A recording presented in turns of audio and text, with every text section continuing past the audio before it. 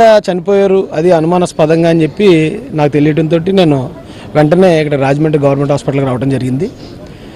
నేను ఇక్కడికి వచ్చిన తర్వాత పరిస్థితి చూసి నేను ఇప్పుడు లోకేష్ గారు కలెక్టరల్ కాన్ఫరెన్స్లో ఉన్నారండి, సానా సతీష్ గారి దృష్టికి తీసుకెళ్ళాను. అలాగే ఇక్కడ స్థానిక ఎమ్మెల్యే గారు వాసు గారి దగ్గర కూడా ఈ విషయాన్ని తీసుకెళ్తున్నాను. రాజమండ్రి ఎస్పీ గారి దృష్టికి కూడా తీసుకెళ్తాం.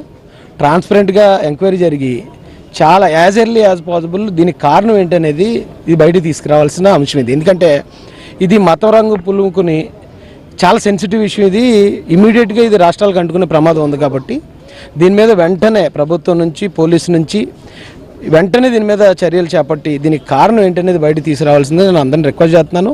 నేను అలాగే ఇప్పుడు వెళ్ళి ఎమ్మెల్యే గారితో మాట్లాడతాను, ఎస్పీ గారితో కూడా మాట్లాడతాను.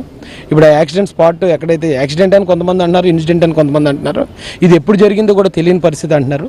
ఒకసారి అక్కడికి వెళ్ళి ఆ సిచ్యువేషన్ కూడా నేను ఒకసారి పరిశీలించి పోలీసు వారి దృష్టికి కూడా తీసుకెళ్ళి దీని మీద ఇమ్మీడియట్గా దీనికి సంబంధించిన నిజాలు ఏంటో బయటికి వచ్చే విధంగా నేను ప్రయత్నిస్తాను. అలాగే ఇక్కడ ఉన్న పెద్దలు, క్రైస్తవ పెద్దలు చాలామంది ఉన్నారు, వారి ప్రయత్నాలు వారు చేస్తున్నారు.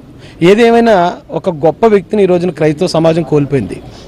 ఎందుకంటే క్రైస్తవ సమాజం కోసం ఎవరితోటి ఏ విధమైన విరోధాలు లేకుండా ఆయన చాలా బాగా పనిచేసిన విధానంగానే ఆయన సొంత డబ్బులు, ఆయన ఒక సాఫ్ట్వేర్ కంపెనీలు ఉన్నాయండి ఆయనకి, ఆయన సొంతంగా సాఫ్ట్వేర్ కంపెనీలు పెట్టుకుని దాని మీద వచ్చే ఆదాయంతో చాలామందికి సహాయం చేసిన వ్యక్తి, చాలామందికి సహాయం చేశాడు. బైబిల్స్ అంటే బైబిల్స్ ఇస్తాడు, చదువుకోకపోతే ఫీజులు కడతాడు, ఎవరికైనా ఏదైనా ఇబ్బంది ఉంది నేను బతకలేకపోతున్నానన్న అంటే వ్యాపారాలు పెట్టించాడు.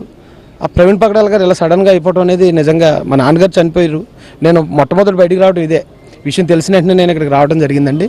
దీని మీద మాత్రం ఖచ్చితంగా చివరి వరకు నేను ఖచ్చితంగా అందుబాటులో ఉంటాను. ఆయన వెనక మా సోదరుడు, నా మిత్రుడు వెనక ఆ మృతి వెనుకున్న కారణాలు ఏంటో త్వరగా ప్రభుత్వం ద్వారా దీన్ని బయట పెట్టించే విధంగా నా వంతు ప్రయత్నం నేను చేస్తానని తెలియజేస్తానండి. Thank you so much. Thank you. Actually Praveen